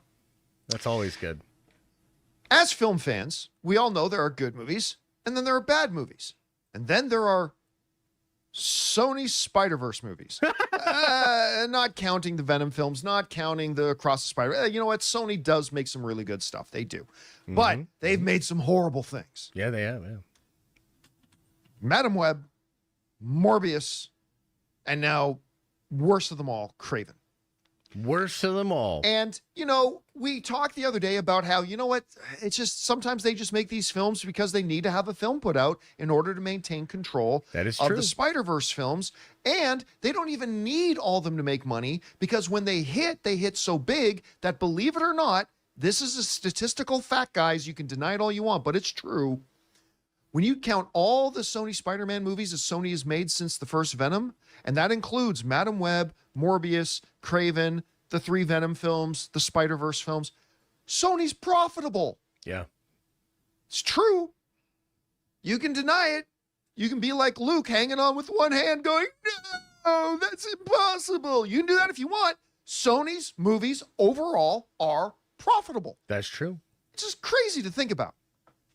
But we can talk about, you know, why maybe some of these ones like Morbius, Madam Web, and Craven, why are these ones so bad? You know, this, that, and the other thing. Well, Sony's CEO seems to have a different opinion. Oh, shit. As to why those movies failed. Oh, you didn't think I had that picture ready, did you? Oh, I didn't. Well done. See, Sony's CEO doesn't think they failed because they weren't well thought out. He doesn't think they failed because they made bad movies. He doesn't think they failed because as they continue to make bad movies, their reputation gets worse and people stop getting interested. Nope. When all else fails, blame the critics. Yup. Bet you guys didn't know this, but Madam Web, Morbius, and Craven were actually pretty good movies, and they would have done fine if it weren't for those meddling kids, the film critics. Yeah, those damn critics. This is coming to us from Variety. Right, Sony Pictures CEO says Madam Web flopped because the press crucified it. Our Marvel movies are not terrible films. Yes, they fucking are. At least Morbius, Madam Web, and Craven. But there was a Morbius re-release. Yeah, I mean, like, how could that not be good? They were destroyed by critics. All right, let's read what this moron has to say. And listen, this is breaking my heart because you guys know I am a Sony defender. Hey, listen, I acknowledge when they drop the ball, but I'm also quick to point out when everybody wants to ignore when they actually carry the ball across the goal line. Yeah. Everybody just wants to focus on the negative, and I acknowledge the negative, but I'm always got to be the one to step and say, guys, don't forget they also did this and this and this, and these things worked, and these things like. So I, to some degree, am a Sony defender. Sure. In many circumstances, certainly not all. But for this guy to come out and say this makes him look so out of touch. Yeah, agreed. And in such denial that it erodes my confidence that they can steer the ship in the right direction. Yeah, fair. Anyway, this is what the article in Variety. I'm reading this for the first time, guys, by the way.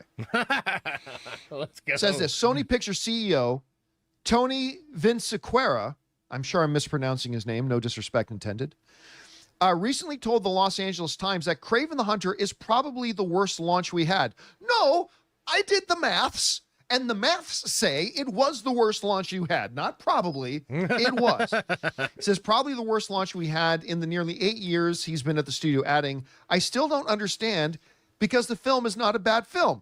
Let's pause for a moment. Tony, all film is subjective. Sure. There are people out there who like Kraven, and I have all the respect in the world for that because I have like a little bit of respect in the world for that. Not all the respect. I just have a little bit. I have a modicum of respect because film is subjective and some people just like bad movies. But I get what he's saying. Because different things work for different people. That being said, that it is perfectly fine if you think it's not a bad film. I'm sure there are people watching this who thought Kraven wasn't a bad film. That's great. because all films are subjective. Your opinion is no more and no less valid than mine. See, hey, good producer. This is funny. This is good stuff. This is what we need Adam to do for our show, to kind of take the production level up a little bit. Have some fun like this. But if you talk to a lot of film fans, Tony, Craven was a bad film. Yeah. Not to everybody, and that's fair. But to a lot of us, as to some of us who were cheering, who spent the last year cheering for this film. Dude, I'm having flashbacks to Rebel Moon. Like, just with the way John's talking about it. Like, that was me. I was so hyped up. I was selling you all so much on Rebel Moon. And then to watch it, oh, God, it broke my heart. Believing in this film. I got on my show dozens of times saying, you know what, guys? I think we might be selling Craven a little short. I spent a year in denial. I was like, what? You didn't see that coming? Yeah, well, you didn't see that coming. I like saying, you know what, guys? Hey, they've actually got a much better director than Morbius and Madam Web had. They have a much better writer than Morbius and Madam Web had. And you got Aaron Taylor Johnson agreeing to it, and he's got his pick of roles right now. By the way, he's also in Nosferatu. He's got 28 Years Later coming out. He was awesome in Bullet Train. And it's like, you know what, guys? I think that we're selling Craven a little short. I think Craven could be good. I'm looking forward to Craven. And then they lost the first 8 minutes. I'm like, you know what? Those were good. That's a good first 8 minutes. Yay, Craven. Sure. And then you betrayed me. You betrayed me by offering up one of the worst pieces of cinematic shit I have ever seen. And I say this as your defender, Tony. Damn. So anyway, let's continue reading Tony's thesis. Now, Craven opened in theaters December 13th to a paltry $11 million, the lowest debut yet for a Sony-released Marvel movie. The movie's current domestic box office total stands Kel Supri at just $18 million, while its global haul is $43 million. That's worldwide wild. total. That's wild. These are more or less catastrophic results for a superhero movie and cap off a lackluster year for Sony comic book films after Madam Web flopped with $100 million worldwide and Venom: The Last Dance became the franchise's lowest grossing entry. Yep. It does need to be said, though, that Venom: The Last Dance, while I didn't particularly like it, it is a profitable movie. Yep. It's closing in on $500 million. It's awesome. So, I mean, good for them. So I got to give credit where credit's due. Yeah, so Noble Simple Life says, according to Forbes, SSU has been loss, not profit. Yeah, but John is including the Spider-Verse movies into that, and I think that kind of takes it to profitable. I think his point is sound. I don't know exactly. I mean, again, Hollywood accounting and everything, but yeah, I can see where Forbes is coming from. I think John is technically saying something different. But yeah, he said this. Let's just touch. This is Tony. Let's just touch on Madam Web for a moment. Oh, God. Tony said, Madam Web underperformed in the theaters because the press just crucified it. It was not a bad film. Tony, stop living in denial. Somebody organized an intervention because, yes, it fucking was a bad film. All right? John's losing it. It was not a bad film, and it did great on Netflix. Because that's now the measurement? People just clicking on something for free that costs them nothing? To hate watch it? That's the measurement? Anyway. For some reason, the press decided that they didn't want us making these films out of Craven and Madam Web, and the critics just destroyed them. They also did it with Venom. But the audience loved Venom and made Venom a massive hit. Hey, listen, I'm a Venom fan. I'm a Venom fan. These are not terrible films. Venom wasn't terrible. They were just destroyed by the critics in the press for some reason. But he says right there, they did it to Venom too, but the audience liked Venom, so it did well.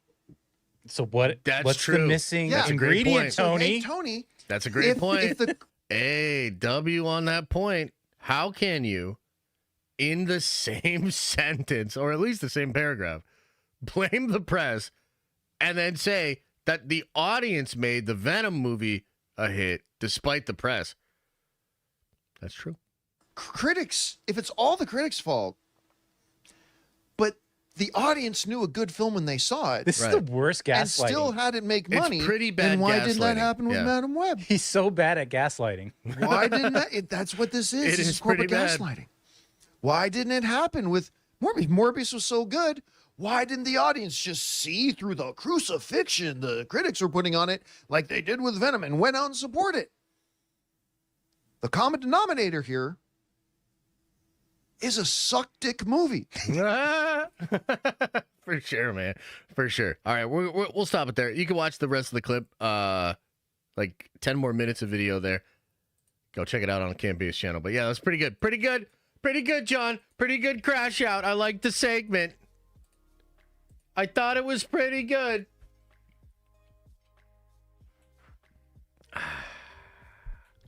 I like that Campea has the two angles. Yeah, no, it is nice. They've done a lot of good production over there.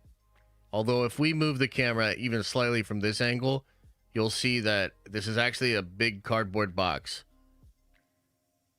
So we can't do that. But maybe someday I'll get out of this cardboard box and then we could do that. You know? So yeah, we'll make some moves.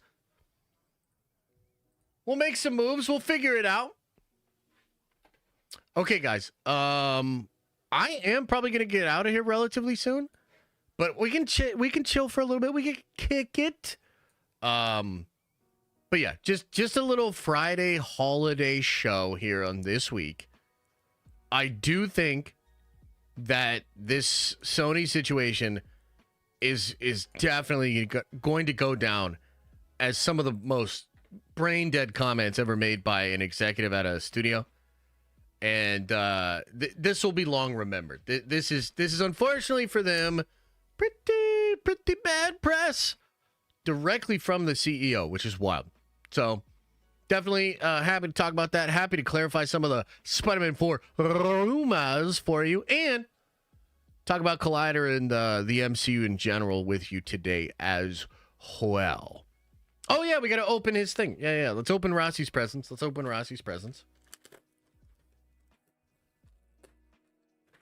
All right, let's see here. Why do I feel like this is going to be socks? What the hell?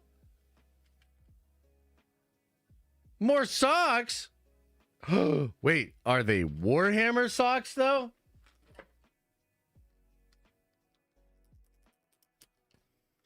Are these Warhammer socks? Oh my gosh, they are. Holy. He's gone in January? Is that true? Oh my gosh, look at this. Look at these Warhammer socks. So cool. I'll definitely get a lot of use out of these. Thanks, Rossi. Appreciate you, bud. All right, now let's look at this. Somebody sent this to the Den of Ranch, and I'm going to go talk to the P.O. Box people, and I'll be like, hey, it's the Den of Nerds. You see Den of Ranch? Throw it in the trash. Throw it in the trash. Toes? Not today. Maybe on the OnlyFans. What the hell? What in God's name is this?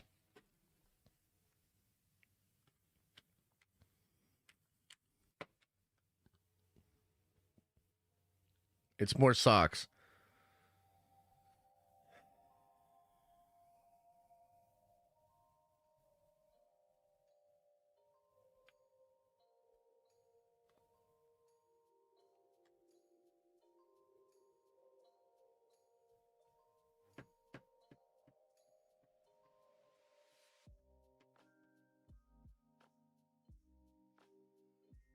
Yeah, very cool. Very cool. Well, at least I got one pair that I'm going to use. Yeah. So, here we are. Oh, fetch is happening? You don't say that. You don't say that. W's for Rossi. I mean, yeah, you know, it's a pretty good joke. Pretty good joke. Oh, it's so cool. So funny. One pair to use, one pair to abuse. In the 41st millennium. There is only ranch. Oh, wait, what? There's another one. What the hell? Even more socks? It's unbelievable.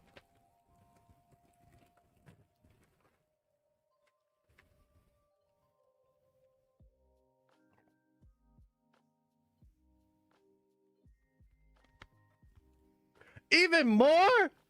Even more ranch socks? What the hell? Are these the one that got lost in the mail?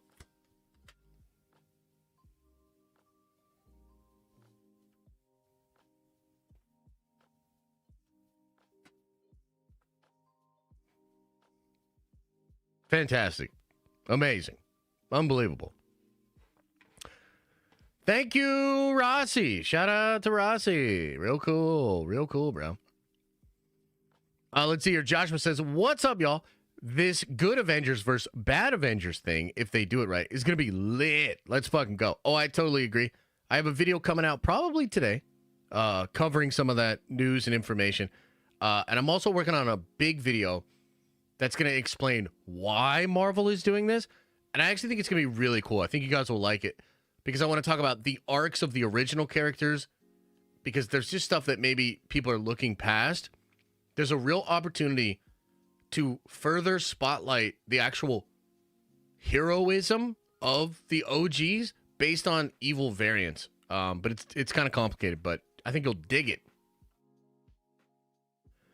Mr. Penguin says with a 5 spot, Batman 2 just got delayed by a whole year now, and Andy said no Brave and the Bold for a while. So no live action Batman until 2028. Smack my head, DC. Yep, it's goddamn travesty. Maybe it will lead to something really cool. I think the best solution for them is to bring Pattinson on and have an aged up, time jumped Pattinson show up in Superman next year, either at a post-credit scene or at the end of the movie or something. And then maybe that potentially sends something else up later. I know Supergirl is supposed to be in the Superman movie. That's likely to set up her movie. But it does kind of seem like Superman, Lanterns, Supergirl, and potentially fucking Clayface. Those films seem to be the focus over Batman. So I don't know about that, but that does seem to be what's going on. And then Thrawn's clone says, please use this to buy some command strips and fix those corners of the Spider-Man poster. Merry Christmas. What's a command strip? Merry Christmas and congratulations on a great year. Thank you, brother. No, I need to get that framed 100%. I'm going to do some upgrading over this weekend and maybe over next week. It's still kind of the holiday season. So I bet you guys don't care. Like, maybe I could take a couple more days off, a couple more streams off, or maybe we just play Rivals. It seems like you guys wouldn't care, and it would be real chill because it's the holidays. So, hell yeah. A level 1 hype train? I don't know what that means. Appreciate you, Mr. Man, gifting a sub over there. Appreciate you. If you kissed me, would your eyes be closed or open? Definitely open now that you've said that, because I got to watch your ass, man. I don't know about that. Tag the lost socks in Discord. They were chaos. Oh, okay. Gotcha. So you just doubled up on the ranch, huh? I don't know what a command strip is. What are you talking about? Have you checked out the new TVA comic? Thank you for the 100 bits over on Twitch. Have I checked out the TVA comic? It's definitely canon MCU, basically Loki season 3. I have not, but that sounds interesting. I will check it out.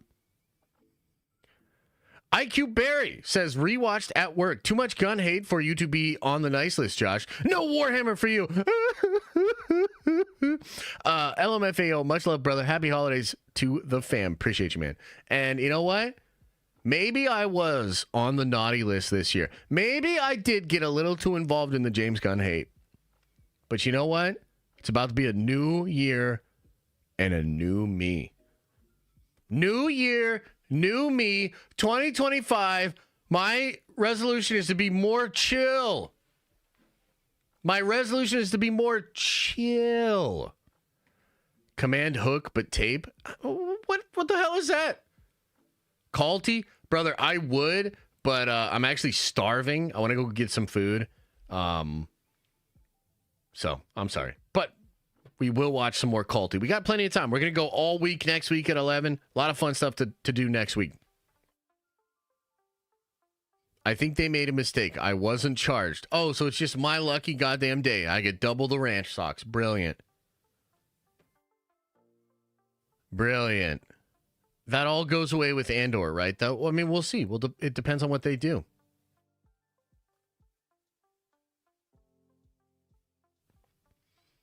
You'd know what a command strip was if you saw one? Oh, to like hang posters and whatnot? Okay. Fine. We'll get the poster hung right. Holy, Diamond tonight? Yeah, Diamond tonight at 7:30, man. I'm excited. Perfect socks for 13-year-old Liam making his own ranch. Gross. Super, super gross. Awesome. Josh, did you know what a command hook is? No. No Batman until 2028. WTF. Well, you might not get Batman until 2028, but the Creature Commanders show, which did less viewership than Lois and Superman, and also about a fourth of the viewership of the Dune show, that got greenlit for a second season. So you might not get Batman, but you'll get more weirdo James Gunn Suicide Squad at home animated. Isn't that dope? Like I said, I'm trying to be chill about this. My new year, new me. Maybe whack as fuck Creature Commando that didn't earn a second season through merit, but only because the guy that made it is the co-president of the company. Maybe that show and more of that show is exactly what DC fans need. A new year, a new me. Let's go. Let's go. Let's be positive. Let's be excited about this. Let's go, Creature Commandos. Creature Commandos. It's top 10 on Max. Yeah, underneath Superman and Lois, Dune. It's technically under. I got the image. You want to see where it's at? Here, I'll show you. Here, hang on, guys, hang on. Somebody wants to talk about how it's the top 10 on Max. I don't know why they want to bring that up, but somebody wants to bring it up. So let's take a peek. Like I said, new year, new me. Let's take a peek. So Dune, Like Water for Chocolate. I don't know what the hell that is. Harry Potter, Wizards of Baking. Okay. Sex Lives of College Girls. Chaos Realm. Ali, Superman and Lois, From, Dragon Ball Daima, and then Creature Commandos.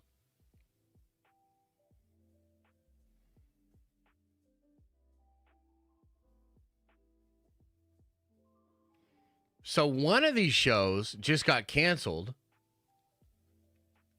and it's the one that's 3 slots above Creature Commandos, Superman and Lois. That show was canceled. And Creature Commandos got a second season.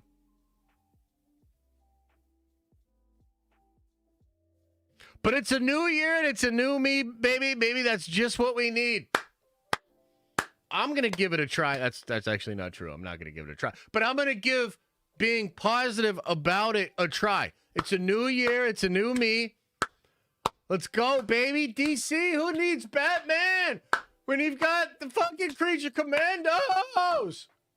Woo! Hell yeah. Okay. So that was fun. CC cheaper than Superman and Lois. Fair point. Fair point, Calvin. And I appreciate you keeping me in check with that absolute fact. Okay. Happy Josh Mode 2025. Hell yeah, baby. It's a new year. It's a new me. New year, new socks. God damn it. Okay, everybody. Hey, I appreciate you. Thank you for hanging out with me. Took a couple of days off this week for the holidays. Appreciate your patience on that. We will have a Diamond Lounge tonight. There should be a video tonight. There's probably a video over the weekend. And then next week, we should be back to streaming at 11 every day, Monday through Friday. Of course, baby number 2 could throw that off. I will keep you guys up to date via Twitter, Discord, etc. Let's see here. Smokey Kenobi, welcome back to the Nerd Ventures, baby. Appreciate you. I don't like sand, says with a 5 spot. Maybe it's just me, but I'm a bit concerned about FF setting the stage hype for RDJ Doom. Hope for the best, but FF doesn't have me hyped. Yeah, that's okay. We don't even have a trailer yet. So I think the trailer will help. Again, it's one of those situations where, like, brother, I've been told some things about that movie that make me think it could be top 5 MCU.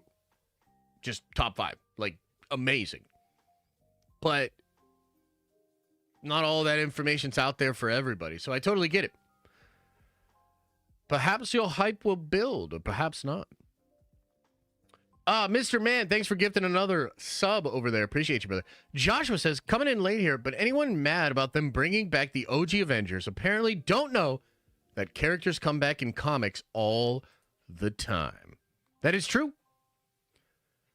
That is true, my friend. I tried to make that point too. Actually, I don't think I did make that point, but I have made that point in the past.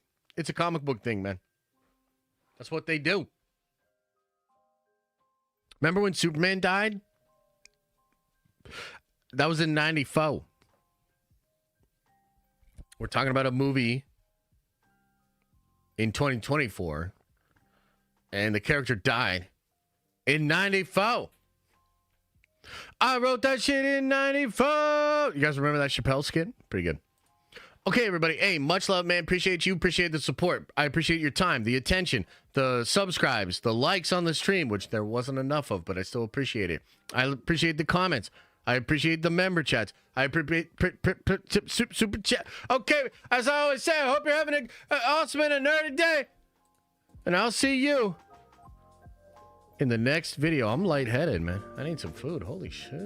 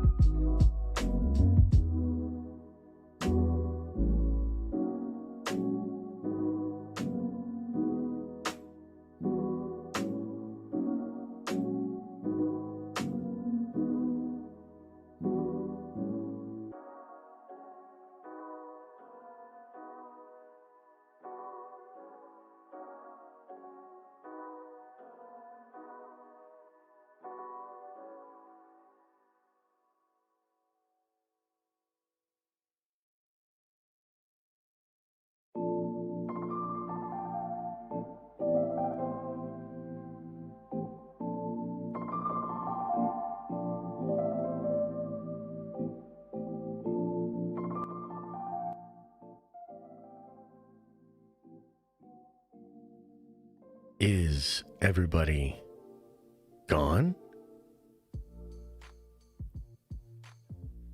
Did everybody ranch?